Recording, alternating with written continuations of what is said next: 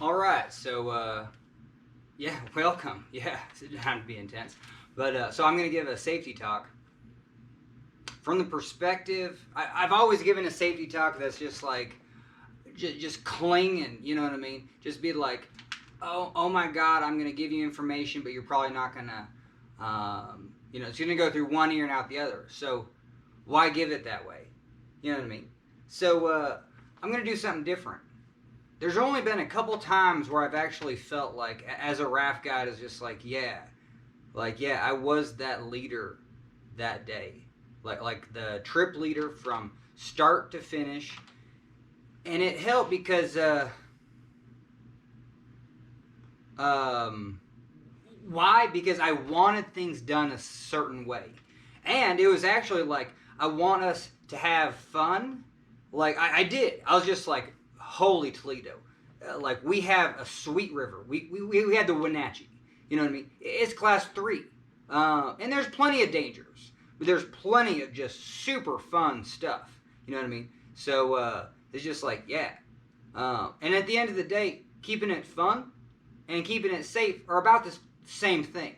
You know what I mean? So like right now, this would be like the guide talk. You know what I mean? Like, let's do it.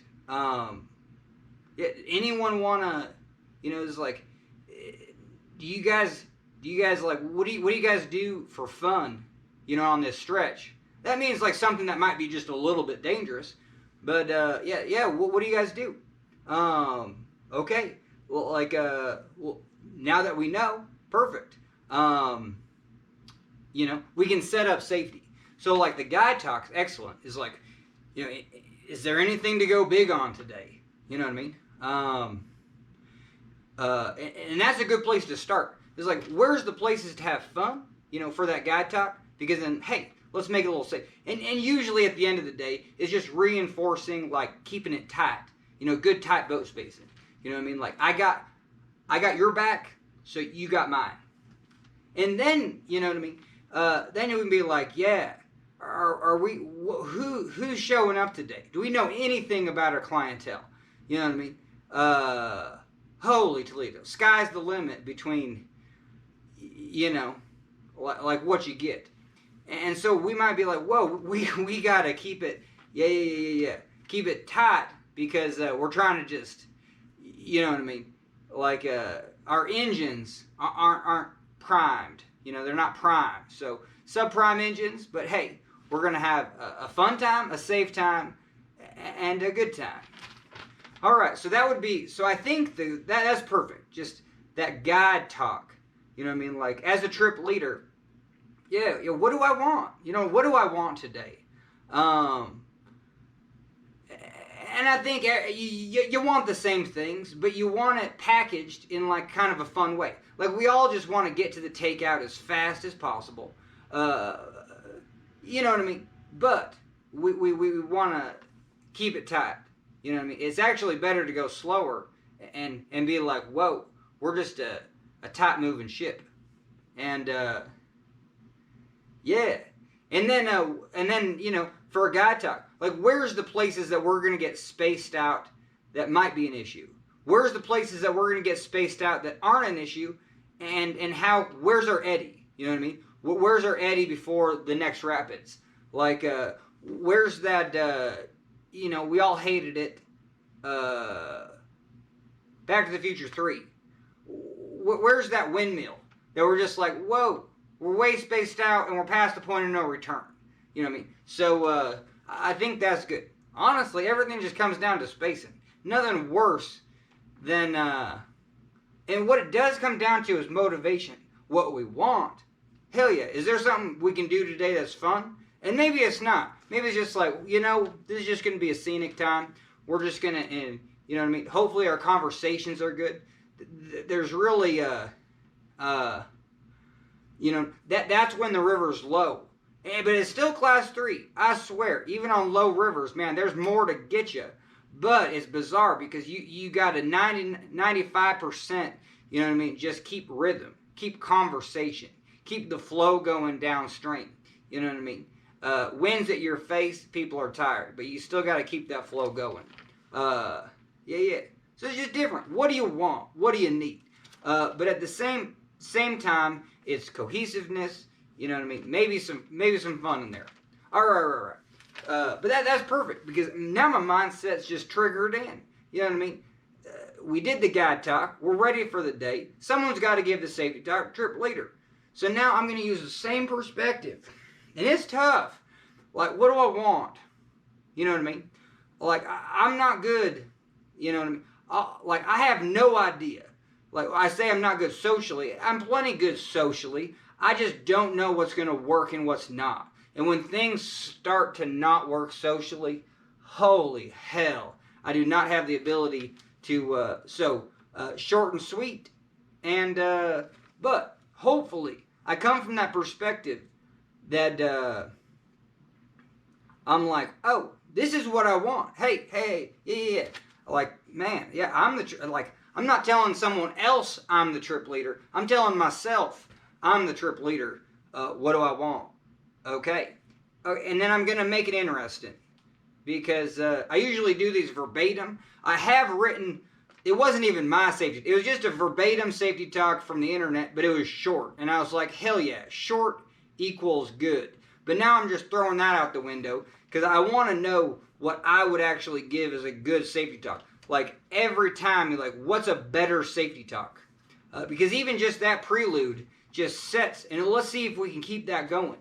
Because tomorrow, I'm probably not going to raft on the river with I got mental illness and it's tough. It don't come into play that it's dangerous for me to be out there, or it's just a challenge. You know what I mean?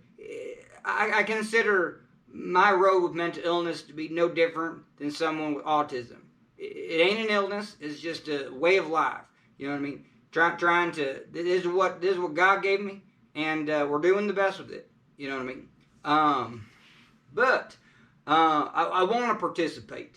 So I'm going to be like, hell yeah. So tomorrow's the 5th day of a guide training. And it might be guides that are on the trip, that they're going to be guides for that company. Maybe they've already heard, 3 or 4 safety talks. And the safety talk's probably the most, it's just like the, hey, let's get on the river. But, it's a stop gate. We got to do a safety talk before we get on the river. But I'm going to mix it up. I'm going to pretend that they got 2 boats that are a client trip. 3 boats. 1 boat, parents and kids, for whatever reason, they decided to sign up for an April trip, go down some whitewater. That's crazy. It's too early. It's too cold. But they got the right gear for whatever reason. And then just like a crazy bachelor party. They ain't listening. Just like the worst setup. You know what I mean? Guys that have already heard of safety talk, they're just and we all have to, listen to the same safety talk. All right. And maybe worse, well, good, is the company actually gives an outline. You have to do it in this order. Now, it's not the order that I want to do it in. But I haven't done it in this order yet, and actually just done it in the order to actually, put my skin in the game and be like, yes, I did it in this order. Maybe we should change the order, or does everyone like this order, or is there anything we could switch? All right. That's such a preamble, it's ridiculous. I'm just nervous because, I don't know. Do you think I can give a B+? I don't know. I'm just going for, D's get degrees. Here we go. All right, welcome. Heck yeah. All right, so I guess I'm supposed to get a trip overview. Now we got some fun whitewater today. You know what I mean? No other river in the state has whitewater except this Alberton Gorge. And if you've never done the Alberton Gorge, it's a treat. It really is. It's just a peaceful river. The rapids are bigger than you think, and some are just like, oh, I can handle that. But when we approach rapids, you'll be like, whoa, what the heck's coming? You know what I mean? We got class 3 no matter what. And there's a couple places you just don't want to be at this low water. All right, so trip length though. Hey, you know what I mean? You might not die from the river, but you might die from boredom. No, you won't. we'll keep you entertained.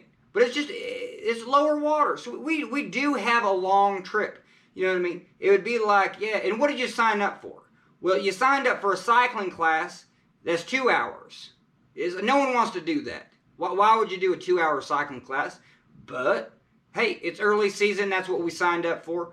What does that mean? Well, we got to paddle our way down the river. You know what I mean? It's not just gushing. So, in the flats, we got to paddle, else we're just going to go sideways or back upstream Lewis and Clark style. All right. So, yeah, that gives you an idea of the length of the trip. Once we're done, it'd be like mission accomplished. It'd be like, hell yeah, that was maybe fun, spiritual, you know what I mean, long for sure, and then pat yourself on the back because you just did a 2-hour cycling class. That's what happens, you know what I mean. We're the only people in the state going down the river today. Okay, and okay, so that's just the welcome and the overview. Now I got to tell you, whitewater rafting has inherent risk. We cannot guarantee your safety during this trip. Rafting is an adventure. There's a possibility of injury or death. However, we have an outstanding safety record at Montana River Guides. Now, is that last sentence necessary? Well, I'm just going to skip to the bottom. Got to do it. At the bottom, I'm going to ask you if everyone still want to go. And it's not a joke. You know what I mean? Whitewater rafting is inherently risky. It's different than skydiving. Like, most of you don't want to go skydiving. I don't want to go skydiving, but I want to go rafting. But I think rafting is actually more dangerous. Can be. Things that make rafting more dangerous. That's why I'm not going to use this as now. I'm going to skip right to high water. You know what I mean? If it was high water, because we don't have high water today, but if it's high water, holy hell. You know what I mean? Your risk skyrockets. Okay, but today we have low water. But it's April. It's cold. You fall in. Man, you get water in your dry suits. Hopefully we all got dry suits. Some of you just have, we just give you neoprene. Holy, you're just like the most gung-ho surfer right now. If you fall in, you'd be like, surfers aren't even surfing right now on the river. And you just fell in. All right, so, okay, yeah. Now, overall, this safety talk is geared to be like, yeah, what if you do fall in? We all want to know, what if you do fall in? I want to know what happens if you fall in. I really do. It'd be interesting. What face do you make? I don't know. Okay, so, but rafting's risky. But do we know that? Like, you know what I mean? I think we do. I think we enjoy the fact that, hey, yeah, this stuff's risky. But like I said, you can be bored out of your skull and then a rapid comes and you might still, you know what I mean, that boredom didn't go away. But you should have that boredom go away because, yeah, rafting's inherently risky. We got some rapids. You probably don't want to fall out in them, but you actually can pretty easily. Okay, so I'm moving on to the second bullet. This is crazy. Has everyone signed a Risk Acknowledgement Form? Sure. Yeah. That's a redundant question. I mean, but if you haven't, I don't know. Then I'm just going to Boy Scout, pull out just a dry sheet of paper. But no, we'll actually have to do that. Get it into that first aid kit. Holy Toledo. You know, if you're just popped into our trip and we don't know about you, I mean, that's just crazy. But anyway, all right. So this is good. Equipment check, helmets and life jackets. You know what I mean? I'm going to go there. I'm going to go cryptic because your guide's not going to die on the river today. Their life jacket, you know, they were just born with a life jacket on them that was just, you know, they can't breathe. You know what I mean? It's so tight. Your guide has the tightest life jacket. It just won't move on their body. But your life jacket, you just want it to be the loosest. But it can't. It's got to be just as tight as your guide's because if that life jacket loosens up and then you fall into a Maytag hole and it just gets thrown off you, you're pretty much dead. So that I got to go cryptic here. If you had a climbing harness on, you wouldn't be like, yeah, I got to loosen this thing, baby. I got to unbuckle my climbing harness. You know what I mean? This climbing harness has got 3 buckles. Well, I'm going to unbuckle 2 of them. Why do you need all 3? So your life jacket, yeah, keep all those buckles buckled. I mean, it's like a climbing harness without, you know, I don't know. That's just like half, just don't work. You know what I mean? It can pop right off your top. So we need it like squished around you. And I'll just go in. If you fall in, you know what I mean, this thing's going to be riding up on you. You may want to put your elbows down. I mean, just like, at the end of the day, if that thing pops up, you literally are dead. Pretty much. I mean, it ain't a flip of a coin. It's just like, holy Toledo. So that's why we want to make sure they're tight. Make sure they're as tight as possible. I mean, you still got to breathe, right? And it's only going to do the best it can to keep you on. You know what I mean? This is the industry. Everyone's equal play. But if you feel like, hey, I don't feel like this thing's going to, you know, stay on me, you know, let us know. Because that's a risk. That's a real risk. So if you do fall in, don't be like, whoa. You know what I mean? Keep your elbows down. Keep that friggin' life jacket on you. Okay, helmets, kind of same thing. You know what I mean? The worst is having a loose helmet. You'd be like, oh, this helmet's so cool. Well, you'll look real stupid when that helmet comes right over your face. You know what I mean? I don't know, you look like the new Star Wars character. I have no idea. You know what I mean? But yeah, you'll just be like, whoa, everything turned blue. But anyway, so that's how, shoot, we're on the third bullet point. This is crazy. This is like where the safety talk is just a hard thing. Okay, oh, perfect. Don't bring anything you don't want to lose, like your sunglasses, or put them in dry bags maybe. I don't know. Like, I think we get that. I don't know. But we have to say it. Okay, how to sit in the boat. Okay, no, this is super important. I can already tell you exactly, you know, what's the Einstein, you know what I mean, equals MC squared. Well, get this, okay, first you wedge your feet in, okay, and then you lean out, you sit on you sit as far out on the tube as you can, you know what I mean, you're kind of like, whoa, I'm already, like, really far out here. Why do you do that? Because it requires you to take your front foot and snug it into the boat. You know what I mean? Just like your toes. You don't want to just jam your whole foot. You could die. Get your whole foot underneath the raft. That's dumb. The raft could flip. You're just stuck. You know what I mean? But we do need you to like push your toes and then like get some friction and then wedge those toes in. And then we need you to use your back foot and then like wedge that in somehow. I have no idea how you do that back foot. That's up to you. But the front foot, that's straightforward. You got toes, they kind of wedge in. But if your toes are wedged in and then you're leaning out, guess what your toes are doing? They're wedging in more because you're like, you don't want to fall out. So where you sit is like almost leaning just a little bit outside the boat. Because where do you paddle? Well, you paddle in the water. But this is the crazy thing. Like, we need you to lean forward, like, towards that water.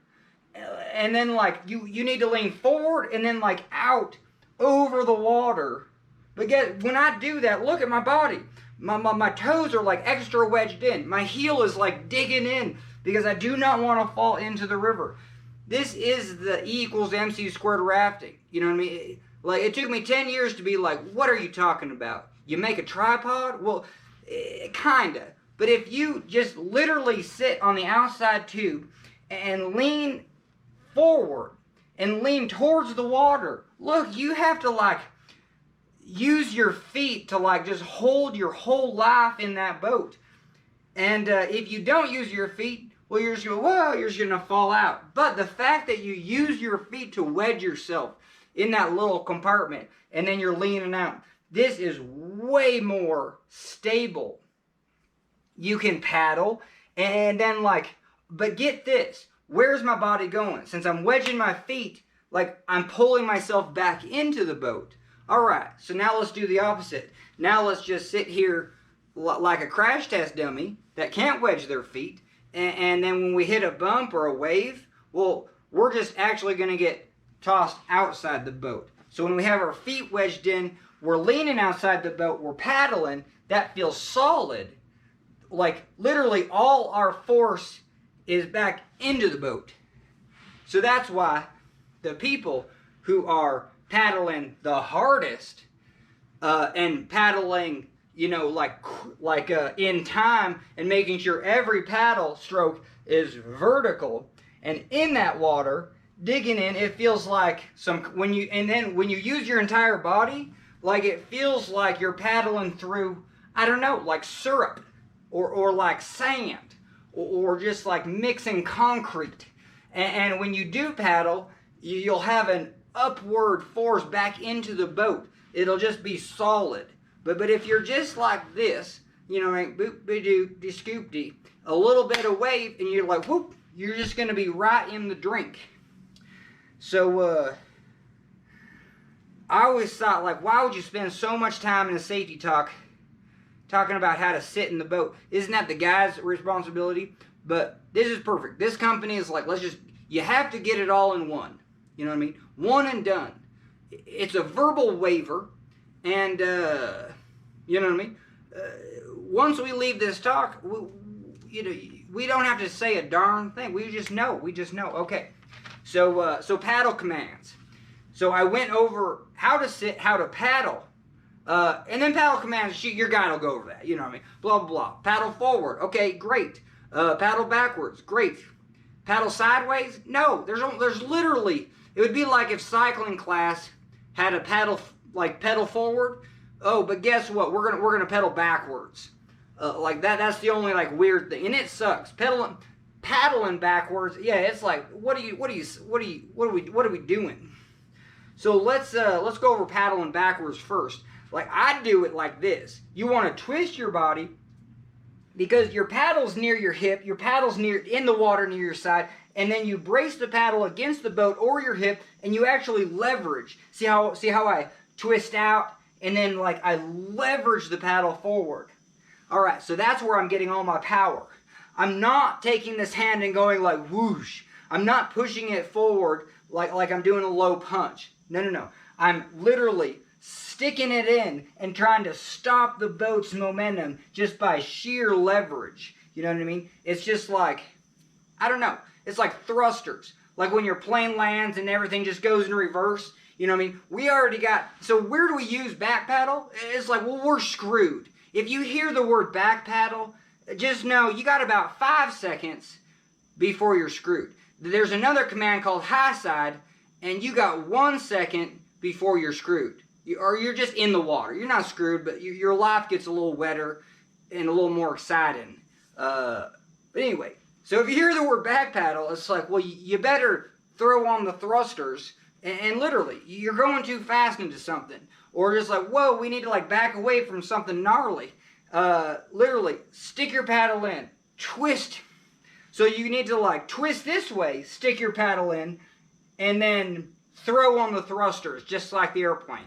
Okay, and then it's just going to bite in. You really don't need to push your paddle forward. You just twist and bite, and then do that again. So you got to lift your paddle out, twist out, and then do that again. That's the way I would teach it. Your guide might teach it differently. The forward paddle, again, is leaning forward, wedge your feet in. You need to wedge your feet in. Have your paddle vertical. Pull back. See how the paddle, I don't do this, but I just use my torso. So I guess I do this a little bit. You know what I mean? And let's see what else I do. You can also do that. So you can do two things. But you have to do this one thing. You have to lean forward, stick your paddle in vertical, and then pull it back. And so if you just use your full torso like that, excellent. If you use your torso and your arms, excellent. If you do this is the fancy one. You want to do the Mike Tyson. You know how we like braced the paddle against our hip, and that was a fulcrum, and made paddling just like those afterburners. Whoa, catching some water. Well, here's what you do. Is you stick your paddle in vertical. Here's your fulcrum right here. Try to keep that steady. You're pulling back, but then you're doing a Mike Tyson punch forward. So you're reaching in, pulling back. I'll go to here so you can see it. Mike Tyson punch forward. Then that paddle blade really pushes through the water with a fulcrum. So it's like this. So you're pushing forward. You're taking this, so you're going vertical, and then you're taking this Mike Tyson punch. And you're moving back, so you're doing like hey, I want to punch Mike Tyson, but I want to be like retreating at the same time, because that would be friggin' terrifying. Now, I think this is good. This company wants us to talk about paddle commands, sitting in the boat. But now we get into the real meat and potatoes. All right, you're gonna fall out. Like hopefully you are gonna fall out. Maybe not today, but hopefully you enjoy whitewater rafting. That you want to try a bunch of different rivers, and hopefully at some point you want to fall out. Like today might not be the day. It's cold. Well, it's nice weather. This might be actually the perfect day. It's actually gonna be really nice tomorrow, and it's April. It was 5 inches of snow last week. All right, but good God, we're just like a quarter of the way through this. I can't do a safety talk. It takes me 3 hours. We're gonna be here for 3 hours, but that's fine because I'm trying to get verbatim stuff. I'm trying to get like how I would say it, and then I can write it down, and I don't know, and then we can just like, you know what I mean, just I don't know, what's that robot that just like, you know, any futuristic movie, just like, you know what I mean, hook in and then just like learn it all real fast. Okay. But yeah, you're going to fall in today, so that sucks. And if your guide falls in, we know what to do. You know what I mean? We're going to be just fine. At the end of the day, our risk is way lower. Our risk is way lower. But, you know what I mean? That's why you go skydiving. Because you're actually attached to the person that's pretty knowledgeable. The second you fall out of a raft, what the hell? You just detached yourself from any river knowledge. You know what I mean? You're literally on your own, pretty much. You know what I mean? We'll scoop you up with the net. We don't have a net. But we got some things to do. Really, the first thing we're going to do is like yell at you. Be like, hey, we're just going to do two things. We'll be like, whoa, feet up, because your feet aren't up. You didn't listen to the next thing I'm about to say. But yeah, so what the hell does that mean? Well, we'd be like, hey, get your feet up. Well, to get your feet up, you got to lean back. So, hey, that's like pretty easy. All you have to do is just lean back. That's like the most comfortable. I don't know. I don't know. It might not be comfortable. You're like, this is terrifying. I want to go total vertical starfish and do this. You know what I mean? And this is what we don't want you to do. We don't want you to just float there like it's the end of the Titanic and your just legs are just dangling. We want you to be like, whoa, this is I don't know, there's a ride. So lean back, easy chair it out, feet up, and then arms out to the side. Might as well look downstream. And if you're not downstream, it's pretty easy to use your arms. You know what I mean? You're just a little like a water drone. I don't know. But this is real important. If you don't do anything today except be like, whoa, get my feet up and lean back and chill out, man. You can make some noise. Like, let us know where you are. Be like, hey, this sucks. And, you know what I mean? And just, that'd be a funny thing to say. Because we'd be like, yeah, it does. It does. It's really cold and we're all dry in the boat. But thanks for letting us, you know what I mean, have some humor. We're going to paddle after you faster because we got some funny adrenaline running in us. And yeah, that's funny. Yeah, we'll pick you up first. Okay, so yeah, if you can be like, hey, this sucks. I don't know. But you got to do what you got to do to be like, whoa, this does suck. And, but at the end of the day, you got to get in this easy chair. That sounds weird. And then every wave that you hit is just gonna go over you, and you're gonna want to gargle every wave. You're gonna just want your mouth to be open.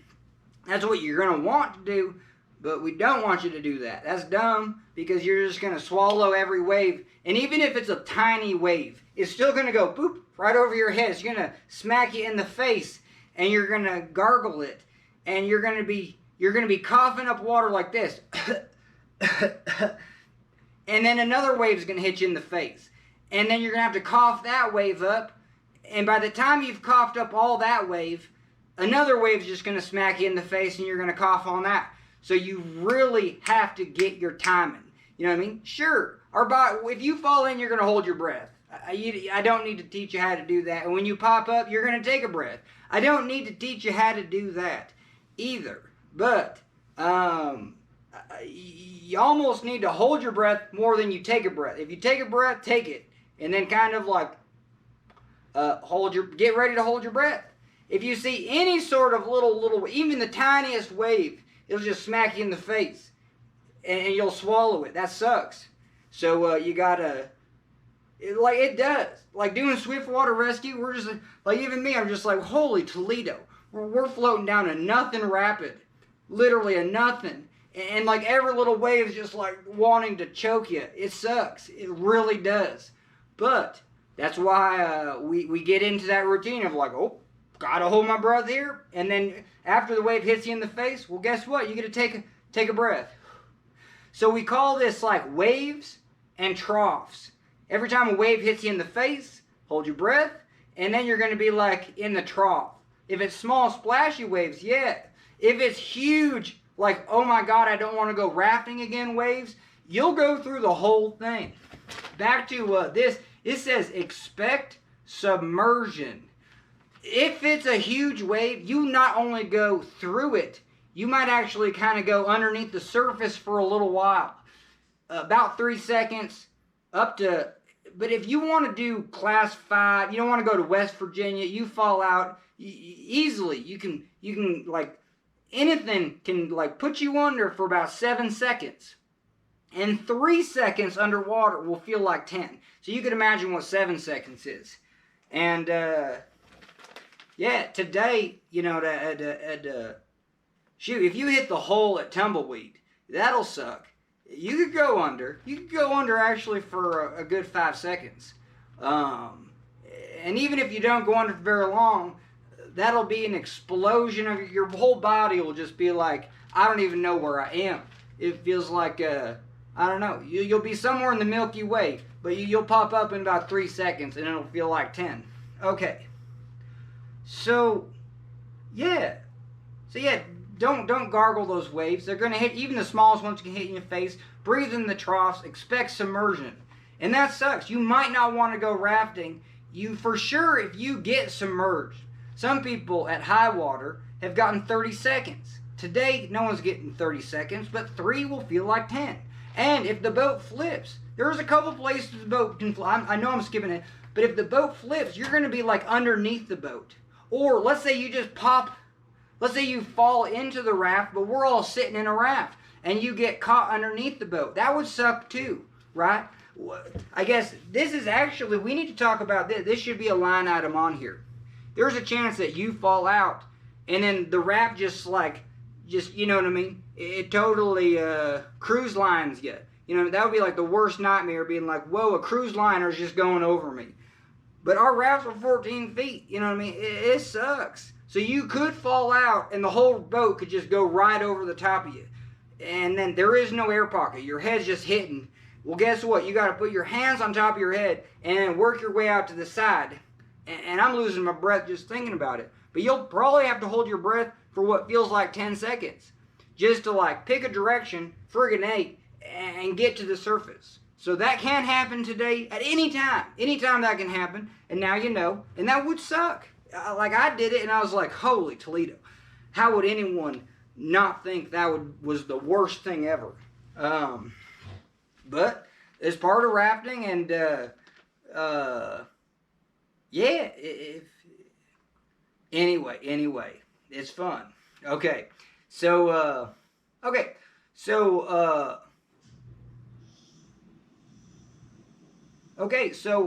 I'm jumping around here. But if you fall out of the boat, hey, we're going to try to reach you a paddle. You know what I mean? If you fall out, hang on to your paddle. I mean, like grip it tight, maybe it's something to do. But you can also reach out your paddle to us. That's handy too. We don't want you to let go of the paddle. That sucks because it would probably be a lot easier for you if you just fall out and throw it. But we need that paddle in your hand. We just need the paddle. You know what I mean? So in the raft industry, yeah, you got to hang on to your paddle and you got to get on your back with your paddle and then, you know, put your paddle out with one hand and then use your arm with the other. But hang on to that paddle, I guess. You know what I mean? That sucks too.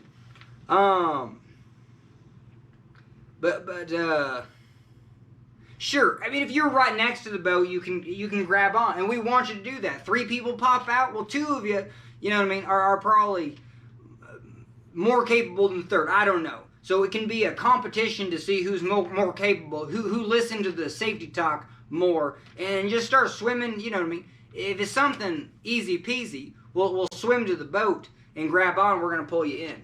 And, oh shit, man, we got to get on with this. Okay, so how to get back in the boat?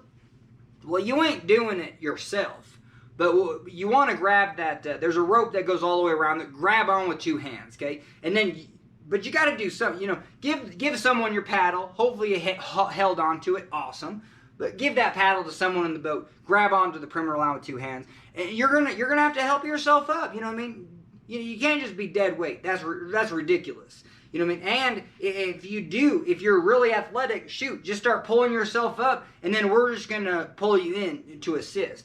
But there's a special way to pull people in. You want to grab the shoulder straps of their life jacket. So if I'm sitting here in the boat, and I don't know, I guess here's the water. But anyway, so someone's here. I can't just sit like this and then turn sideways. And then, like, what am I going to do? Like, pull them over onto my lap? Can't do that. So you actually got to, like, get up, face the side of the boat, kind of brace both knees against the side of the boat, and then you're going to lean over and then grab the shoulder straps of their life jacket, and then you'll be like, hey, help me out. You know what I mean? And you can even, like, push them down once. We call it dunking them once because that's fun, but it also actually, like, because buoyancy, it makes them pop up like a cork, and then so that makes it easier. And then so we do that because it's fun mainly. You like dunk them. So we're gonna be like, yeah, gonna dunk you. And then yeah, if you're hanging on, be like, hell yeah, dunk yourself too. You know, get ready for it. It's like, okay, dunk. I'm gonna dunk myself, and then they're gonna pull me up, and I'm gonna pull up too. If you pull up too, it's way easier for us, and it's just like only one person should have to like pull in a swimmer because you're doing half, and then we're doing half. And then we're basically just going to, it's pretty straightforward. But if you're really trying to get leverage, you actually pull straight up and then like fall back into the boat with them. Like if you really, like that's textbook. That's textbook. But at the end of the day, it's just like, hell, help yourself and then get you, you know what I mean? Blah, blah, blah. Went a little fast there. Because you really should. You got to go sideways. You got to get your knees up against that side of that boat. You got to lean over. Grab their shoulder straps. You know what I mean? Even if they're helping a lot, you got to do all those steps. And then, yes, you do need to fall back into the boat. Whether they land on top of you or you push them to the side, you know what I mean? That's up to you. But your guide doesn't pull swimmers in like you do. You know what I mean? Your guys got to focus on everything else. So that's your job today. That's your duty. And it's pretty fun. You feel like a superhero. You're like, I got this, I got this. So if a swimmer's right next to you, hell yeah. Stow your paddle. I always like hand it to the person behind me. So when you fall in, you're not going to fall on your own paddle. It makes sense. But yeah, you're going to be a superhero today. You're like, hell yeah, I got you.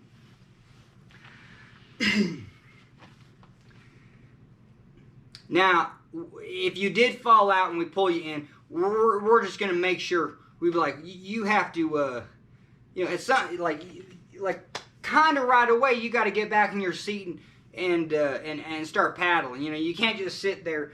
I mean, you might be just sucking air, and that happens a lot, but just know, and then for the other people on the boat, hey, you know, if someone fell out, we're probably, I don't know, we need to keep that paddling going.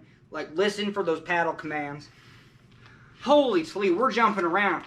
Because when you do paddle, we have to paddle at the same time. So if you choose to be in the front of the boat today, just know you might fall out a lot easier. We need you to be the strongest paddler. We need you to be a leader. We need you to, like, be a good... You can't... You know, your hearing aids have to be turned all the way up. Because you got to hear the command first and you're farthest away. Now, if you want to do all those things, you know, the front of the boat's for you. I want to potentially fall out easier. I want to paddle harder. And then But the most important thing is we need 2 of those type A-type people, and they have to like look at each other and then paddle at the same time. So it's like, so that's really important. The 2 people in the front of the boat set the timing, and your guide kind of sets the pace, like, hey, that's 1 stroke, go for another, and go for another, and then stop. And then so you stop, you know what I mean? So you might have to do exaggerated, you can't just be like, if you're the first person, you can't just be like, oh, hell yeah, you know what I mean, we're doing this, all forward. No, you have to like pull everyone behind you forward and then like pace it out, you know what I mean? You are paddling for yourself, you're paddling with your other leader, and then you're making sure everyone behind you is paddling at the same time. So if you hear your paddles clicking together, you know what I mean, something's wrong, and then we can work that out. It's not your fault being the leader up front, because you know, more is required of you, but we can figure out those, we can work out those kinks. But I think that's important. That's what we expect for that first person. That you know what I mean, it is a leadership position. I think you get like a sticker. We should do Holy Toledo. That would be cool. Be like, who's in the front of the boat? You know what I mean? And you could make a joke, be like, does that person deserve a sticker? Hell yeah, they deserve a sticker. They were gonna fall out easier. So yeah, hell yeah, just a little gold sticker. I don't know, just like something super small, like the smallest goldest sticker for being in the front of the boat, because that person is just so essential. And at the end of the day, I have no idea. We don't make that person essential. We're just like, oh yeah, that's an essential position and you're not doing it right, but I guess so. We're going to be functioning. But if you just make up some hocus pocus that they'll work harder or something, I don't know, yeah, they'll like, yeah, pat yourself on the back for being in that front position. It's so easy to fall out. You're going to fall out twice as much as everyone else. It's hard to wedge your feet. It's almost impossible to wedge your feet up front, and you got to listen, you got to paddle. It's crazy. Yeah, you get to see everything, but you just get to see what you're going to fall out in. I don't know. Okay. But if you see, I wouldn't do it in this order. We're going to do this. As a guide, I'm going to also, if we yelled at you, hey, get your feet up. The other thing I'm going to do is like, hey, just swim to the boat. But I might be like, Holy Toledo. I might be like, keep your feet up. Look downstream. You know, if I'm saying that, like, if you fall out in a rapid, you probably got to go through the entire rapid before maybe you can swim back to the boat. That happens a lot. You want to do harder rivers, like run the upper gully? Well, guess what? Above every rapid, they tell you where you can swim and where you can't swim. And if you swim where you can't swim, guess what? You're like toast. You know what I mean? You're going to swim under a cave. You can't swim to shore because the shore is just gobbly caves with undercut caves. You know, you just get sucked under. You're like, whoop. You're like, that ain't cool. So there's usually like hey, you got to stay in the middle, or like, no, you got to get like swim left because that's the middle of the river. The river just pushes you to the right into those caves. So and they don't look like caves. Everything's underwater, but Holy Toledo, there's caves underwater. You just can't see them. So your guy's just like, holy hell, and you're like, what's up? I don't see anything. But anyway, so yeah. But if you fall out every rapid, if you fall out at the top, well, that's a dumb place to fall out because now you're just gonna have to swim the whole rapid, probably. Now, if you fall out, maybe the hardest part of the rapid is right at the end. And then you fell out right at the end. And, you might be able to swim back to the boat right away. You know what I mean? And we want you to do that. So we want you to listen. And if you do listen, we also want to give you a direction. So if we have visual eye contact, be like, hey, swim that way. And that might be towards another boat. Or like, no, you really have to swim to the right. To the left is a river feature that we don't like. Like, no one wants to swim that. I won't, like, there's places that your guide is just like, I wouldn't want to swim that, but it looks like you're about to swim it today. So we're going to be like, hey, we're going to point you to the direction that you should swim. That's called pointing positive. Man, this is such a good safety talk, but yeah, we're almost at the hour mark. It's crazy. We're going over an hour, but maybe we're almost done. We're not. Holy Toledo. But the one I would do first, it says do throwback demo on here. No. We're going to go self-rescue awareness. Hey, let's say you're the first raft today. You know what I mean? Gung-ho. Because if you fall out of that first raft, let's say that first raft hits a rock and gets stuck and you just pop out. Well, what then? What then? You know what I mean? Aren't you kind of on your own? You know what I mean? So let's be thinking about what you could do. The center of the river is fast as hell. You're still in a rapid. Keep your feet up. Look downstream. Blah blah blah. But you're just gonna go full speed. It's gonna be really hard to catch up to you.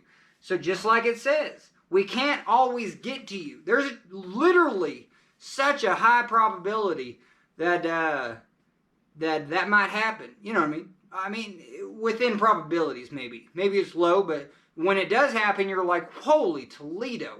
I wish I talked about that more in depth. So, you know, on the Alberton Gorge, yeah, holy Toledo. There's almost no wood on shore. There's no dangers. There's almost no wood on shore, but we'll talk about how you can keep an eye out for that. But if you swim towards shore, even to the sides of the river, they're slower.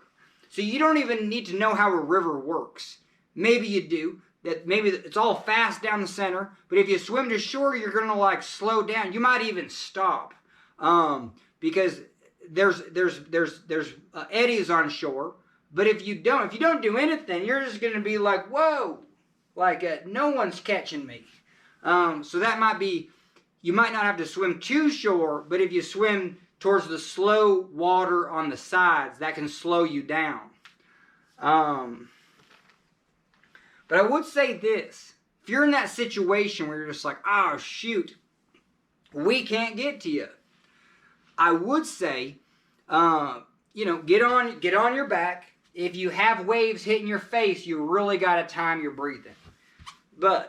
And you can orient yourself and use your arms to aggressively back paddle and maybe get to the sides of the river where it's slower. And you really have to, you do have to work hard, but you have to set some endurance. You know what I mean? It ain't a sprint, but it's just like a whoa.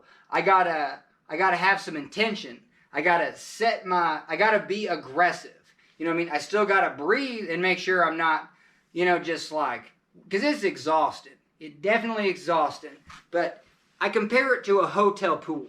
Like if you're swimming in a hotel pool, well, I mean, you can't just be like a vertical starfish and kind of just slowly moving from one side. You'll just never get from one side of the pool to the other. If you're actually swimming, you actually need to plane your body. Kick with your feet behind you. Swim with your arms. And if you do that, if you actually swim like you're supposed to swim, you can get from one side of the pool to another. But still, swimming from one side of the pool to another, it requires, it's kind of exhausting.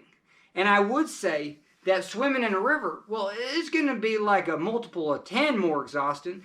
But if you swim hard, you'll probably be swimming for the same amount of strokes as if you swam aggressively from one side of a hotel pool to the other side of a hotel pool. If you're on top of it, if you're just like, hey, swim back to the boat, and you kick with your feet, plane your body, swim with your arms, not just do like this with your paddle, you know, and then you might literally have to do this, you know, with the paddle and one hand out here, and you're like, what the hell's that doing? And just the other arm's just going, woo, woo. And this arm ain't doing nothing. It's just holding on to the paddle they told you to hold on to. That's crazy. But we do need you to hold on to that paddle, I guess. But yeah, so that's kind of the whole picture. you're just like, oh, I didn't know if I fell out, I could just be like, whoa, just totally separated. Because if I'm in the front boat, and the front boat hits a rock, gets stuck on the rock, and I fall out, well, that front boat ain't gonna pick me up, and that second boat's way the hell back there. Okay, so I think we get that. All right, now we got to go over back to the order. Throw bag demo. Now, a throw bag's a bag of rope, blah, blah, and it's got about 50 to 75 feet. Who cares, right? But I think the take-home point is that all the rafts have a throw bag. Now, are we going to use that throw bag? No, probably not. The only time that I would actually use a throw bag is if I can get my whole boat to shore and I see it fit to be on shore. My 2 feet basically, from my perspective, they just have to be on shore. If my 2 feet aren't on shore, then I ain't throwing that throw bag to you. I mean, bottom line. But for whatever reason, so that's why this throw bag thing's out of place. You should bring up the throw bag demo for strainers and foot entrapment. So let's talk about those first. What the hell's foot entrapment? Well, it's the dumbest way and the easiest way to die on the river, but it's the easiest way not to die on the river today because we all know what to do. We've just ingrained, like your guides aren't gonna, well, your guides have swiftwater rescue, so they might, if they're doing a swim and a rescue, man, they're going to have to, at their own, I shouldn't even be going into this. But just in general, we do, like, what did I say, about 5 times that I don't want you to swim just and one of the other guys is like, yeah. You just don't want to just swim like, it's the end of the Titanic and you're just like, holy Toledo, my feet are just dangling and this is like a scary thing. We want you to get in that lounge chair. Hell yeah, feet up, you got this. Does it suck? Yeah, it sucks. Oh, hold your breath, that wave's about to hit you in the face. Feet are on the surface. Hey, easy chair, right? Use your arms. So at no point do you ever put your feet down. If you want to swim back to the boat, guess what you do? You like spin over sideways and you keep your feet like sideways to the... You don't do this. You don't be like, whoa. Your feet never go underneath you. It's real dangerous. You know what I mean? Like you can always ball up, get to the side, and then swim like this. Like I do it. I treat it like a game. Like you know what I mean? Like down here's hot lava. My feet don't go down into the hot lava. And why? Well, the river's deceptively shallow and fast. And if your legs hit rocks, oh, that even hurt just doing that. Like you're just going to blow out your knee. It's going to suck. So I always keep my feet on the surface, or if I'm swimming, keep my feet like on the surface kicking behind me. The second my feet dangle, that's when my legs have literally smacked rocks and it sucks. But that's not foot entrapment.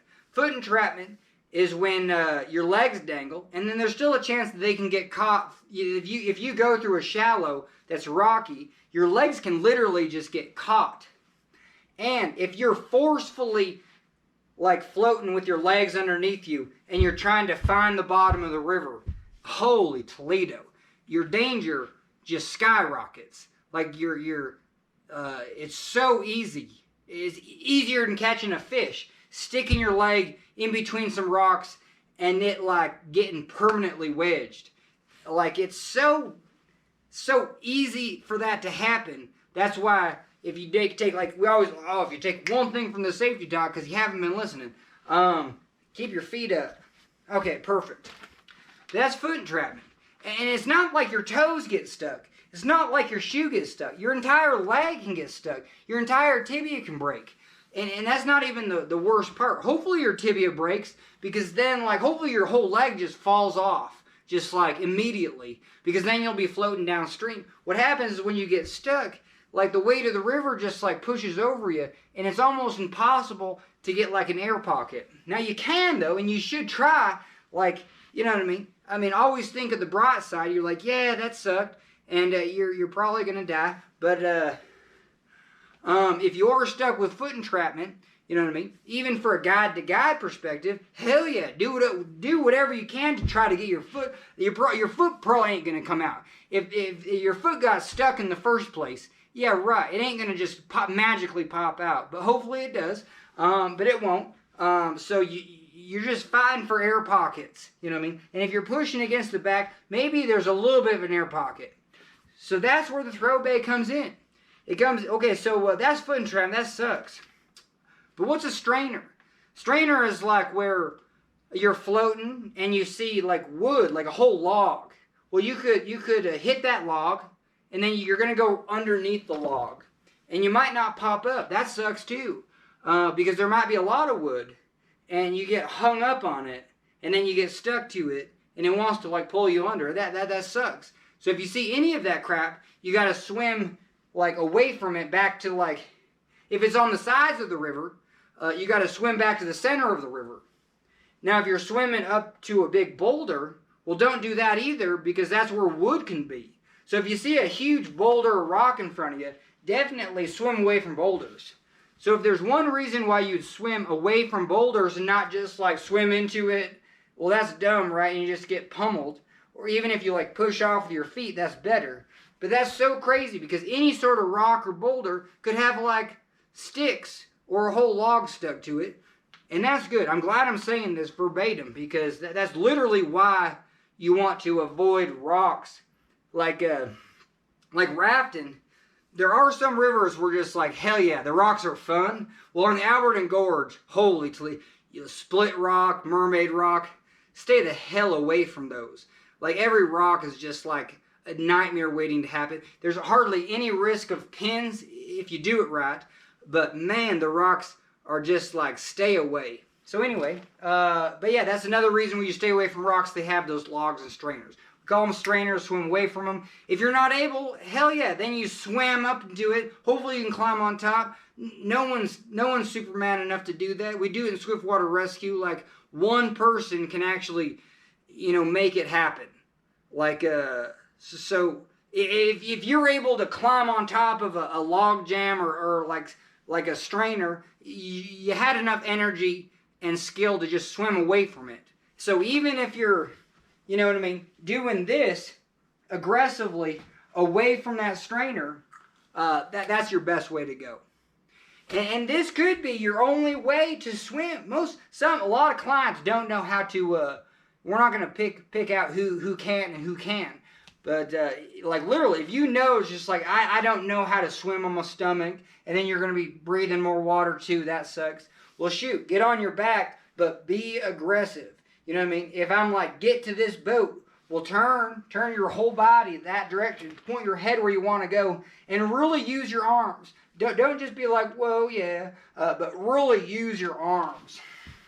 All right, the battery died. Holy Toledo. You know you're doing a long safety talk when your battery dies. Okay, so we did foot entrapment, strainers, and that's about literally some rivers are different. Alberton Gorge, that's literally the only reason we're going to throw a throw bag is if you got caught in a foot entrapment scenario, you got caught in a strainer, and then we've all the guys got Swiftwater Rescue. We got techniques to maybe throw you a rope. And at the end of the day, if you're in those situations where you're like stuck and your life depends on it, maybe just getting you a rope and having it to grab onto and putting tension on it, like maybe that could save your life, you know what I mean? So at the end of the day, this is so good, because that's how I would teach throw bag demos in a normal commercial setting. Especially Colorado. I was on the Gallatin. Very small, fast-moving rivers. Like, there are times, well, even like the Gallatin was like through House Rock, our bus driver, he would actually set up a throw bag. If anyone swam at the top of what they called the Mad Mile with House Rock and blah, blah, blah. You really don't want to swim a whole mile of rapids, or hell no. So there are some rivers where you actually do have secondary safety with their 2 feet on shore throwing a throw bag. But that's the take-home point. Like, most times that don't happen. So if you're doing a safety talk and you're like, guess what? All of us guides and clients, we're all in boats. Yes, our rafts have a rope. Like, you need to know that we're not going to throw that rope from the bag. It's for other situations that, like, yeah, we're like, uh-oh, this day's going to suck. And maybe we can do something cool and miraculous with those ropes. But there is those scenarios you still got to know how they work. So yeah, in the fun scenario where you're swimming through a rapid and somehow I'm on shore, hell yeah, I can just throw my rope from shore out to you. You'll grab it, and you're gonna be like, you gotta hold on tight and do some things because it sucks. Like, everything kind of sucks, right? But you're gonna get pendulum to shore, and then so what happens is we're gonna throw the rope to you, but we're not gonna throw the rope to you if you look like you ain't like even be like you're deer in the headlights. You know what I mean? You still have to have that, like, hey God, hey my God, this sucks, and then we know, hey, yeah, you got a little bit of funny bone left in you. We know it sucks. We do know it sucks. But we're going to be like, hey, got a rope. And you're like, uh-huh, I know what to do with that. Hell yeah. And then we're going to throw that rope to you. And if you catch 75 feet of rope in a bag, and the bag shoots out with the rope, and you might catch the bag, but you need to hold. Anyway. So ridiculous. Yes, if you catch the bag, there's just more rope. You know, I mean, it's a little magic trick. And then, and you're like, what the hell? If we throw the rope, you basically catch the rope and grab on with two hands, and it's going to get tight real fast. So you got to, like, 1, 2, and you want to throw it over your shoulder. And then you want to look downstream. And if it does get tight, well, you want to plane your back and kind of like, because it sucks. It pulls tight. And then you're kind of like a little water skier going like backwards or something. You know what I mean? But you literally have to like get on your back. Keep playing to the surface. You know, you can't just be, if your legs are dangling like that vertical starfish and then you grab onto the rope, what are you going to do? It's going to be so much tension, you're just going to have to let go. So you have to be in this position already. Feet up, arms out like this. Hey, we got a rope. And we're going to throw it. You're going to be like, hell yeah. 2 hands over the shoulder. Gets tight as hell. But I'm playing my back. My head's creating an air pocket. You know what I mean? The water's coming over my head, but I'm still breathing air. Hell yeah. And I'm getting pendulum to shore. You know what I mean? The ideal situation. Never happens, but it does happen. Some rivers, there's plenty of rivers where, hell yeah, we use that technique to pendulum to shore, and it works pretty good. But at the end of the day, there's almost no reason to throw a throw bag from a raft. When it does happen on straight, it happens on the gully all the time because you have a drop pool. If I'm in a swimming pool with my raft and I could throw 8 ropes, you know what I mean? Little Spider-Man of ropes, pull you all back into the boat, just like taking 8 ropes, you know what I mean? But we're in a pool. There's no rapid downstream. I got all day to repack that rope. But that's such an ideal or very specific scenario that most people will be like, yeah, I'm going to throw the rope from a boat. And don't. That's dumb. Unless you're in those scenarios. If you're in moving current, 2 things you don't do. You don't stand up in the river. Everyone fits that. And if you're a guide, you don't throw a rope from a boat. But anyway, but it took me about 15 years to figure out why the hell wouldn't you throw a rope from a boat? Because it seems pretty convenient. But you already have an engine of people to paddle after that. Like, if you're able to paddle class 4, you know what I mean, you should be able to paddle like 10 feet to get a swimmer. You know what I mean? So that's the deal. And I would put throw bags after foot entrapment, after strainers. Because that's the scenario where we're going to get real specific and be like, hell yeah. That's when the ropes come out because we got very limited time. Okay. Man, we're almost through this. So your guide has that high side. What the hell's that? Well, just like when your guide says back paddle. Well, get ready. So back paddle's like, yeah.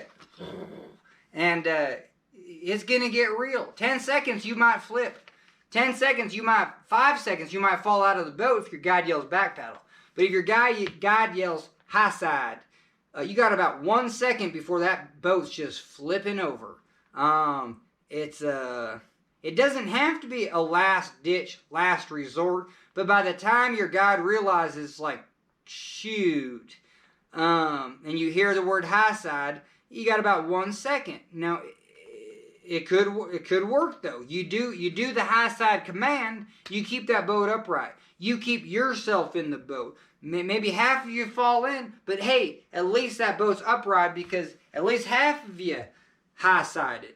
But high side looks like this. If I'm on the left side of the boat, and we're going sideways up against a rock or a wave, basically a wave even.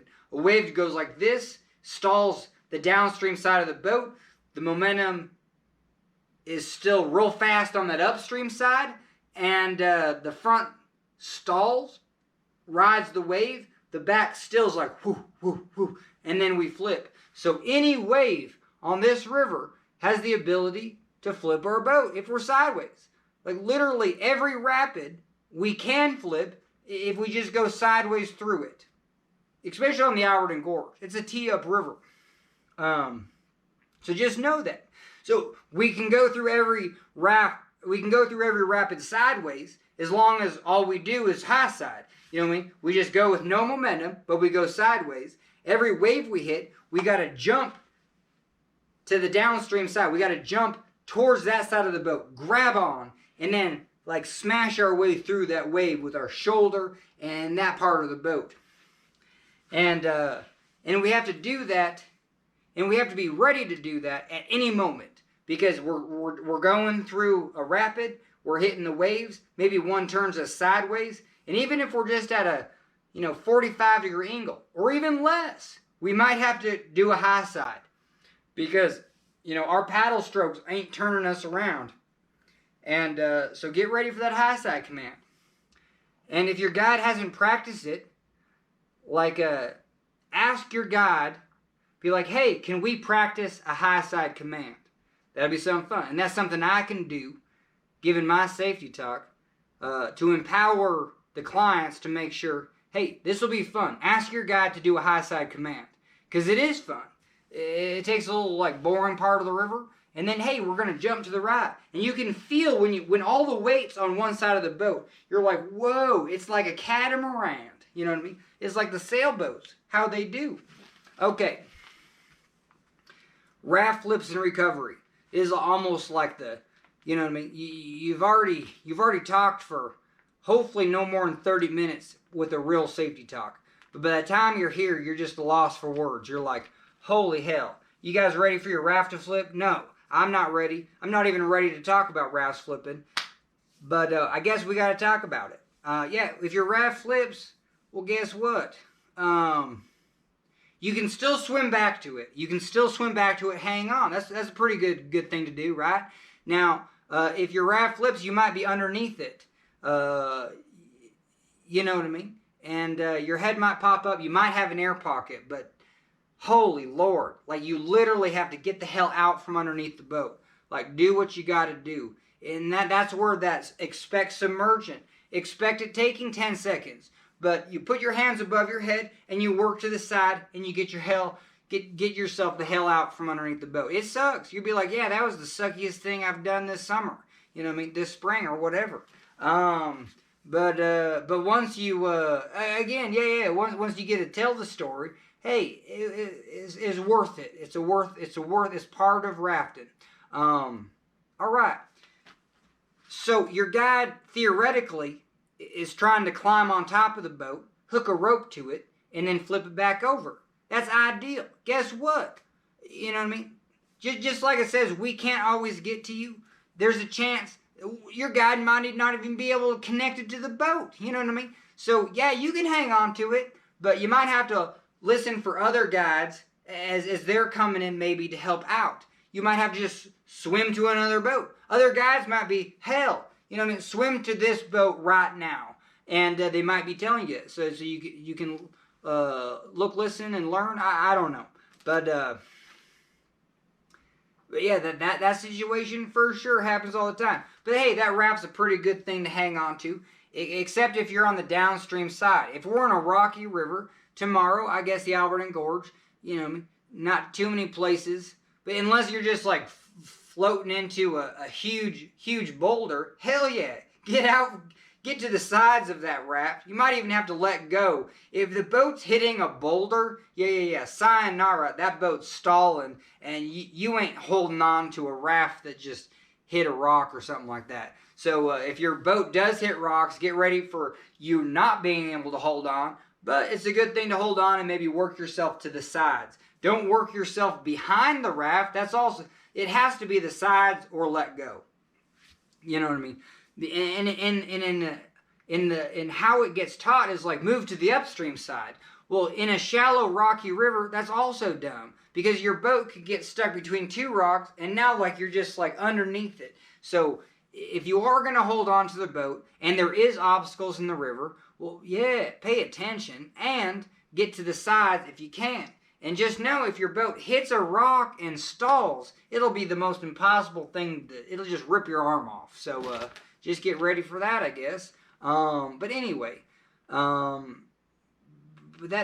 think that's raft flips. That's a good way to talk about, the scenarios of getting to the side, the actual reality of the situation.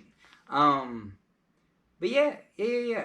But your guide hopefully flips it over and then pulls you back in. So that'd be pretty cool. So be on the, listen to what he says, because when he pulls the boat back over, he might be like, dude, I'm going to pull the boat right on top of you. Get to the sides. You know what I mean? So then, work your way to the sides. Blah, blah. And that would be superhero if the boat flips and then you actually, swam to it, grabbed onto the sides. I mean, if you've done that much, you're going to be like, hell yeah, get in, flip it over. And then you're going to work to the sides, let go maybe, push yourself off. And, and then swim back to the boat. And then if you can pull yourself in, hell yeah, give it a try. But your guys are going to hop in, pull everyone else in. Hell yeah, that's why we go rafting. Talking about raft flips should be like, hell yeah. You know what I mean? It happens, and, you know what I mean? Just like I said, hopefully you fall out, hopefully you're going to fall out today. But, you know what I mean? You're going to fall out today. You're going to fall out today. And if you don't fall out today, you're going to fall out sometime.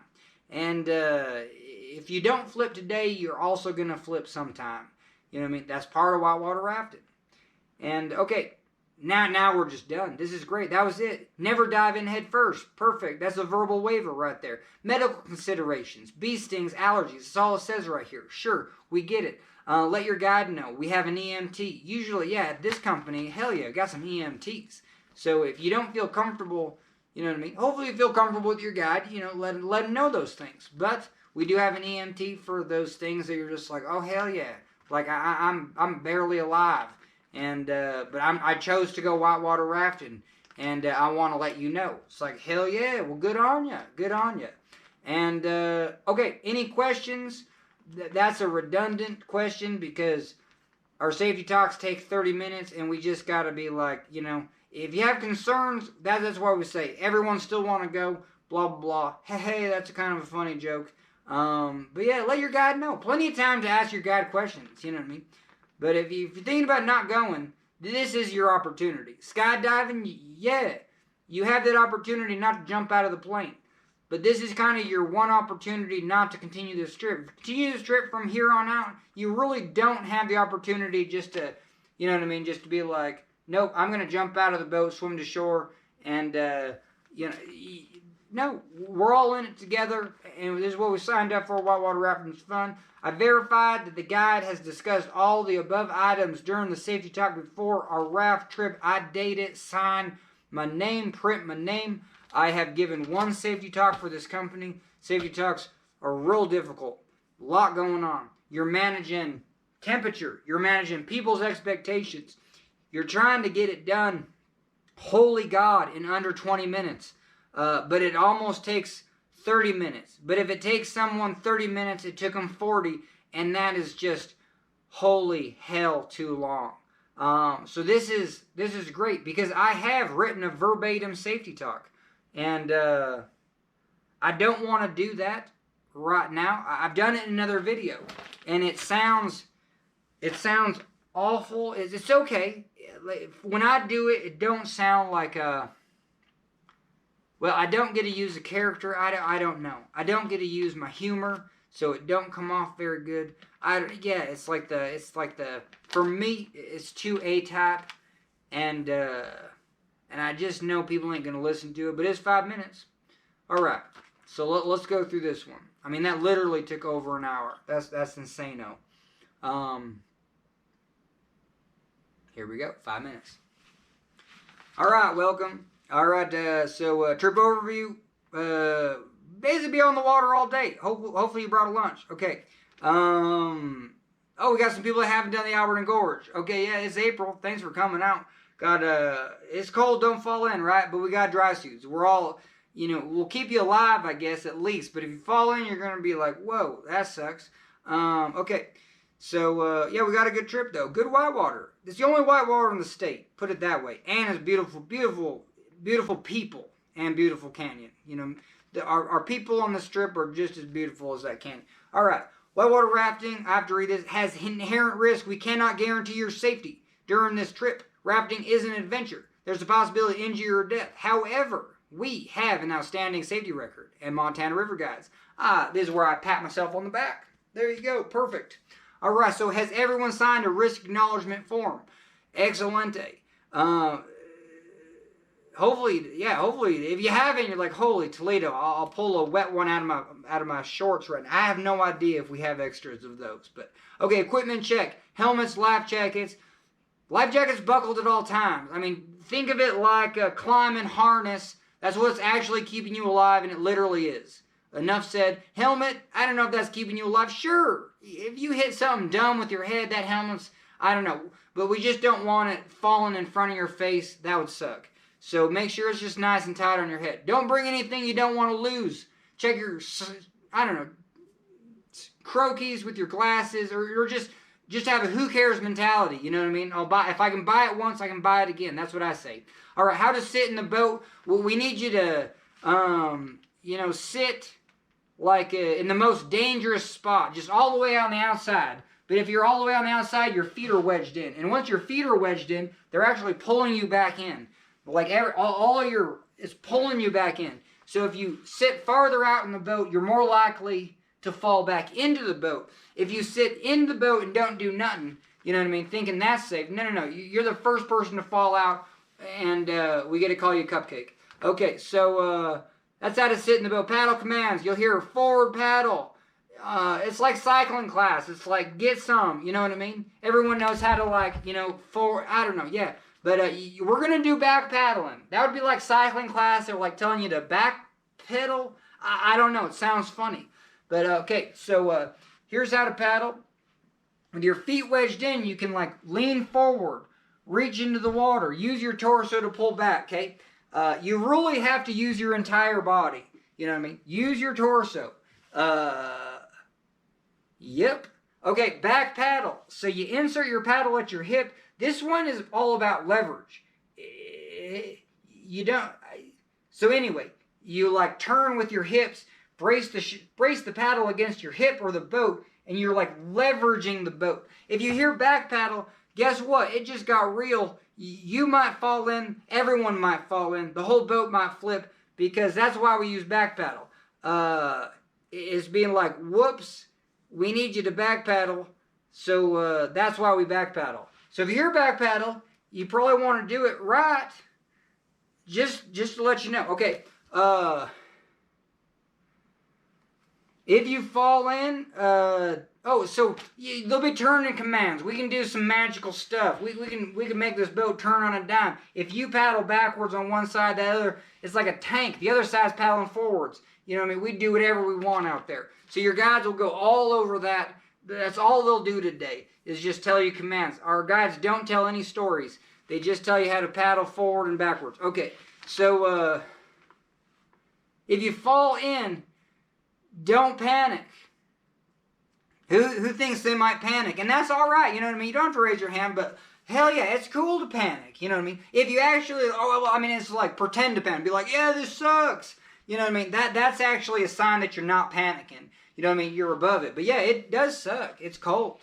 Okay. So getting back in the boat, hopefully if you fall out, you can just, hey, like swim back to the boat. Why'd you fall out there? That's dumb. But if you fall out in a huge wave, we're going to be like, holy hell, did you see where they fall out? And then they popped up like 3 seconds later. And then we're going to be like, okay, swim back to the boat. Okay, so, yeah, we're going to pull you in with the shoulder straps, your life jacket, grab the perimeter line. You're going to help. Hell yeah, you're going to help. But we got to push you down once because, like, that's fun.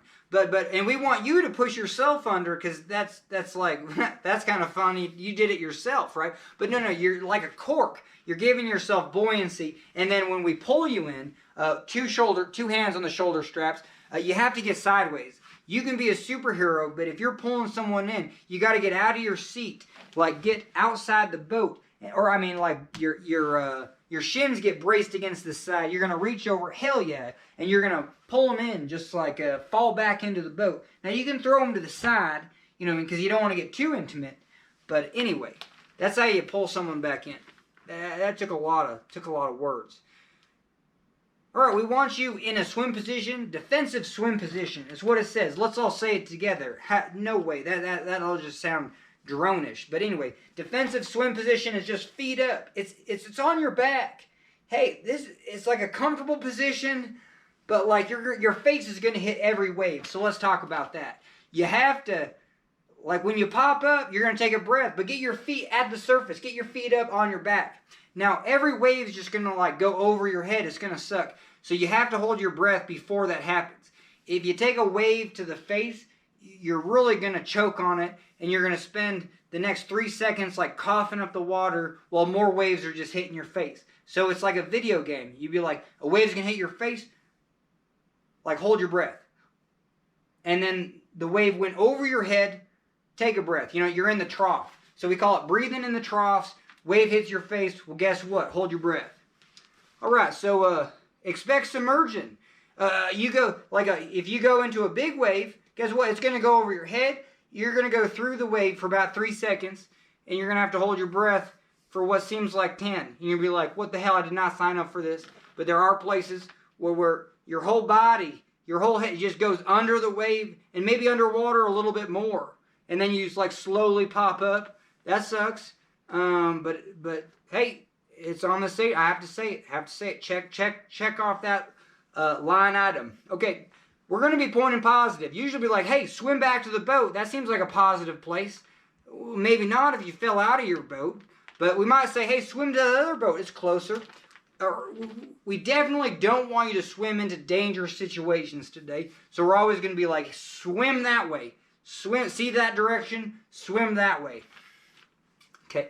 Throw bag demo. So the only time I'm going to use this throw bag is if my 2 feet are on shore. So somehow I have to get my boat to shore, get myself out, and then I'm going to throw this throw bag into the river. Usually we just use our boats to paddle after you. But there are the scenarios where we need you to know how this throw bag functions. If you're in the river, you better be feet up on your back. The reason is if you grab the rope, it's going to pull tight, and if your feet are just dangling, too much tension. You ain't going to hold on. It's no good to even throw it to you. The other thing that's no good is if you're just totally not paying attention. You know what I mean? If it just looks like you're deer in the headlights, we could smack you in the face with a rope. You ain't grabbing it. You know what I mean? So we need to get your attention. Hey, we're going to throw you a rope. And you'd be like, uh-huh. And then grab the rope.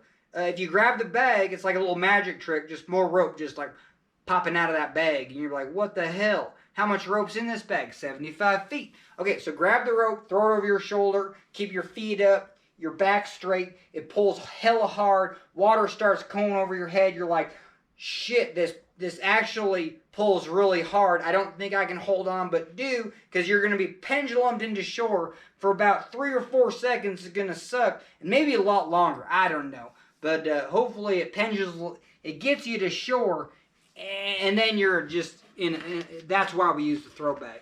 Okay, so self-rescue awareness. We can't always get to you. If you're in the first boat today, let's say you fall out of that first boat, you're going to go fast, you're going to be downstream. It might take us a while to get to you. Let's say that first boat hits a rock, gets stuck, you fall out though. Like, where the hell's that second boat? It's a long way away. So if you're just in the center of the current, feet up on your back, that's what we want you to do. But you're just kind of on your own. So, you know what I mean? There are, this river, Albert and Gorge, hell yeah. There's calmer water on the sides after the rapid. You know what I mean? Do your thing in the rapid. Don't swallow water. You know what I mean? Keep with it. We want you to be, what does it say here? It says self-rescue awareness. Yeah. Like, you can use your arms to paddle like this. So if you want to get to the sides of the river, well, hell, it's slower. Maybe we can actually get to you. Maybe you swam into an eddy and you're just kind of chilling out in eddy water. That's exactly what we want, because then we can come get you. But I got to read it again. We can't always get to you. Self-rescue awareness is what we're giving you in this safety talk. All right, so, man, this one's hard to talk about. But foot entrapment. But maybe you didn't know. Maybe you didn't know that if you, we literally don't want you just to float down the river with your feet underneath you. One is because it's, man, if you smack rock, you're going to be smacking those rocks at 4 miles. You just blow out a knee.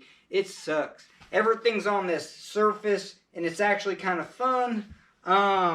That's where we want you to be. If you roll on over onto your stomach, do it sideways, get onto your stomach, use your arms, kick with your feet.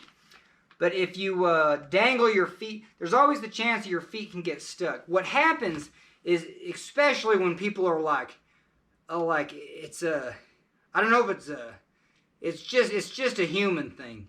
We're just like, hell yeah, I'm just going to stomp down on the river, try to slow this down. You know, I'm going to, like, that's absolutely what we don't want you to do today. It brings up this idea of foot entrapment. Your whole leg, foot can get caught. It can actually get caught real easily. That's why it's a line item on here. It would happen all the time if people all the time started to slow themselves down and put their feet down in the river. Yeah, it would be gnarly. So it's the easiest thing to avoid, because we don't want you to do that. Everything is feet up on the surface. You swim back to the boat, keep your feet on the surface. If you swim to shore, keep your feet on the surface, crawl out. All right, so that's foot entrapment. Because yeah, your whole foot will get stuck, and it just won't come out. And then the river pushes you to the bottom. Only in the best of cases would you have an air pocket. But I mean, how long are you going to keep that air pocket? You're permanently stuck. That's when we really do some rope work. It's real difficult. It's a real sucky scenario. I've not been a part of one. It's usually a call home. But that's why we just keep our feet up. Have a good time. All right, avoid strainers. There is wood in a lot of rivers, even this one. And this one, you got to be on your game, because there's not a lot of wood. But where there is a log, hell yeah, it's going to be where all the water flows. And if you're swimming out there, well, yeah, you're where all the water flows. So if you see any wood or debris, aggressively swim away from it. What does it say? It says avoid strainers, aggressively self-rescue. So self-rescue means swim your hiney away from that strainer. You know what I mean? And strainers usually get caught up on the largest of boulders, or even small boulders, like the sides of rivers. But any large rocks that you're swimming into might have logs and just crap that you're going to get caught up in. And you get caught up in logs real easy. What happens is, like, you'll get caught, and then it'll kind of suck you under, but you're caught, it sucks. Hopefully it lets you under and just free. You just avoid it. Some log jams or really submerged logs you might be able to climb on top of, but don't even get yourself into that situation. If you can see one, aggressively swim away from it. All right, so high side command. Man, we're almost there maybe. High side is like literally. You remember I said, hey, you're gonna hear back paddle? Well, get ready, because you're gonna fall out of the boat in about 5 seconds. If you hear high side, you got 1 second before you're gonna fall out of the boat. And if you do hear the word high side, chances are you'll probably fall out of the boat. But I'm saying that so you won't, because you're going to do the high side command. If the boat is sideways to any of the waves today, it can flip over. You wouldn't think, or these rafts are huge, right? But sideways, they're just like, they don't work. So we're, even if they're at a 45-degree angle, we'll be like, oh shoot, it's not going to work. We need the high side. So that's where you get everybody to one side of the raft. And you better do it quick. Like I said, you got 1 second. Your guide's going to go, if your guide does not go over that command on the, tell your guide, be like, hey, teach us how to do a high side. Because it's fun. You just jump to one side of the boat. So, there you go. Raft flips and recovery. I think the craziest thing that can happen when the raft flips, you can be underneath it. It totally sucks. But, I don't know. But after a couple of weeks, when you tell the story, you're like, hell yeah, it's like backpacking. And you're like, yeah, that was super fun, I think. But no, when you're underneath the boat, I guess your head can pop up and you might have an air pocket. But when I popped up underneath the boat, I thought I had an air pocket, and then I instantly didn't. And then I was like, I got to get myself out from underneath this boat. And so I put my hands above my head, and then I just did this. And it took, I swear to God, it took like 10 seconds, which means it took 3 seconds. But it felt like 10. But yeah, I got out from underneath the boat. And I'm still going rafting. But that sucked. That sucked. So that's probably the craziest thing that can happen when the raft flips. You'd be like, whoa. And it's just like your whole life just like pancakes on top of you. So hopefully when you fall out, you can grab if you can grab the perimeter line while you fall out, maybe that's better. But yeah, there's a real easy chance you're just totally underneath the boat. You got to put your hands above your head, get out to the side. Now, you can hang on to the boat. If you fell out of wave, you can swim back to the boat. But there's a lot of things going on. Hopefully, other boats are paddling after you. You might want to, if those guides are saying, swim to my boat, do what they do, you're the first one out of the water, right? The whole idea is to clean up that show, because after we do, guess what does it say here? It doesn't say here, but yeah, we continue the trip from there. You know what I mean? It happens. Rafts flip all the time. Like today, you'll fall in. You know what I mean? Today, your raft will flip. Now, will it? Maybe not. You might not fall in today, but if you go whitewater rafting, you'll definitely fall in. And if you go whitewater rafting, you'll definitely flip. Maybe not today, but at some point. But guess what? It might be today. All right. So your guide will try to climb on top of the upside down boat, hook a rope to it, flip it back over. If you are hanging on, well, yeah. Take commands. Be like, hey, swim to the sides. I'm going to flip it over. Or let go. Push away from the boat. I'm going to flip it over. You know what I mean? Work with your guide. And, all right. So high water conditions. Tomorrow or today is not a high water day. But just know, if you want to go rafting at high water, sure, it can be fun, but your risks skyrocket. I mean, your risks go up. You have to be more dialed. But guess what? When we do have those high water conditions, we make sure that we're more dialed. But there's just a chance for longer swims that, yeah, that I said it sucks. Well, yeah, they definitely, you're like, whoa, it's powerful, and it still seems like it sucks. And so, huge amount of emphasis on self-rescue. When you're swimming, even today, you know what I mean? You have to do some things on your own before we have the opportunity to get to you. So it's not like skydiving when you're just like, yeah, take care of everything for me. But that's why we do like whitewater rafting. It is fun. All right, never dive in head first. We're basically at the end of this. Medical considerations. If you have bee stings, allergies, you can talk to your guide. Maybe we got some EMTs out here if you're, really have something to talk about. Anyway, any questions and concerns? That's a rhetorical. No, that's literally. If you have questions and concerns, you can ask them right now. You can ask your guide at any point. Tons of time to ask all these questions. Anyway, but here's really important. Everyone still want to go, and it's a joke, but no, it is absolutely not a joke. This is your opportunity to be like, whoa, I didn't know what I was getting into. I didn't, but thank you for the education. The safety talk was just like, you know what I mean? I paid for a little classroom session on whitewater, learning about whitewater rafting, and I learned enough. And whitewater rafting ain't for everyone. Skydiving ain't for everyone. Skydiving, you have the opportunity to say no before jumping out of that door. Whitewater rafting, here's your opportunity to say no, but hopefully, you know what I mean? hopefully we're all ready to go. Okay, I verified that the guide has discussed all the above items during the safety talk before a raft trip. I'm going to date it. I'm going to sign my name. I'm going to print this, and we are ready to go whitewater rafting today. All right, so that's pretty good. It looked like that was under 20 minutes. If that was right at the 15, 16, well, good enough. You know what I mean? I felt good about that one. But the only way I could have done that is if I did exactly what I did. Do an hour and 5 minute, hour and 20 minute one, and then be like, okay, let's do it. Let's do the 15-minute one. Yeah. But yeah, the more that you get that dialed in of like, what do I want as a trip leader? What do I want you to know as a client? What do I want to make serious? What do I want to? I'm not bending the truth, but I'm like, what did I say? Life jackets? Hell yeah. We don't want this to fall off. Enough said. You know, stuff like that to be like just enough realness. You need that realness because I think less jokes in a safety talk, more realness with like bringing it home. Like the whole take-home point is that whitewater rafting has an inherent risk. But guess what? For whatever reason, we all decided to sign up for whitewater rafting today.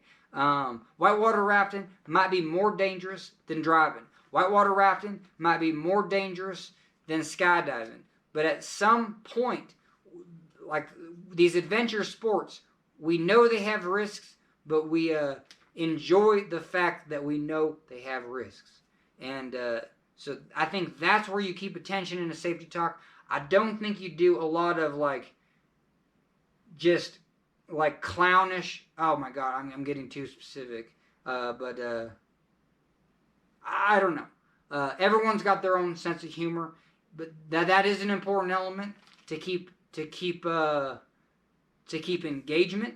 But education, like to keep that teaching moment going, is the important thing in a safety talk. And I think I did a pretty good job of like what I would expect. Like I don't know if I was thinking about that quote from the beginning of like, yeah, when I'm a trip leader, it's like, what do I want?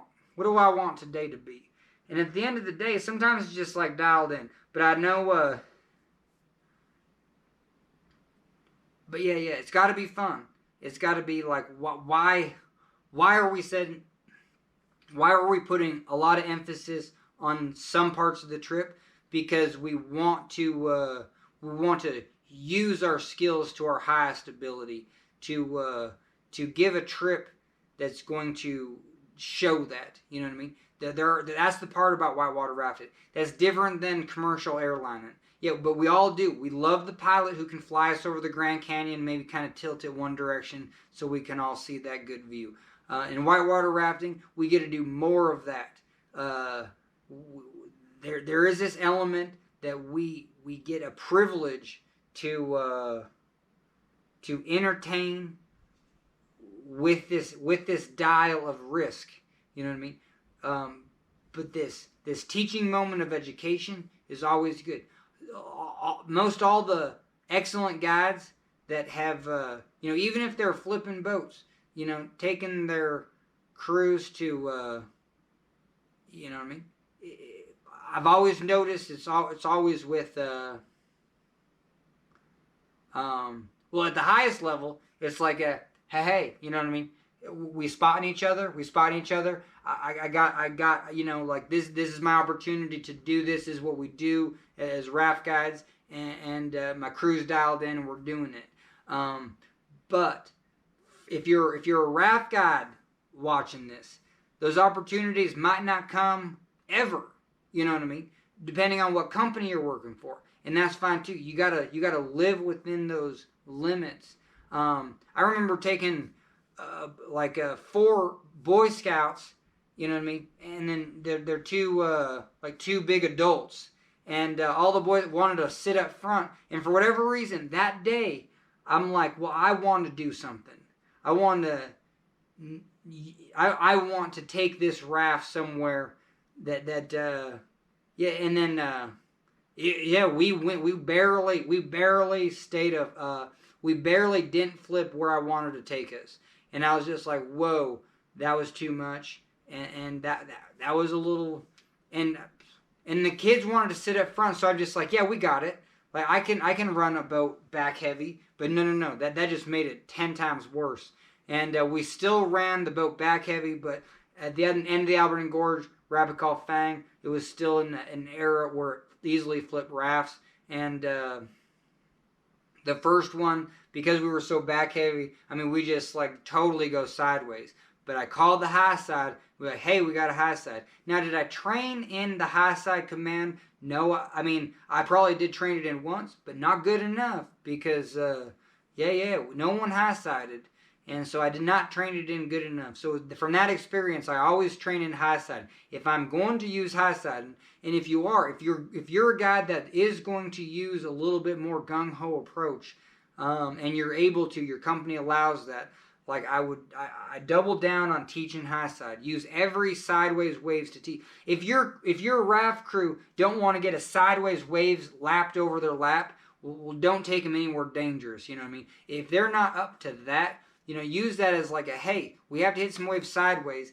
Get that feeling of cold ass water going over your crotch. If you can't handle that, you know what I mean? Then but yeah, so there is some litmus test there. That I did notice some of the more experienced guys, how they can dial in a crew and I don't know, yeah, and sometimes just but anyway, that was not the time we flipped, but I cleaned it up real fast. It was a good experience. People did get caught underneath the raft, but there's a big pool at the end. By the time I actually got back in, I actually pulled 2 of the Boy Scouts, or 2 or 3 of the people in.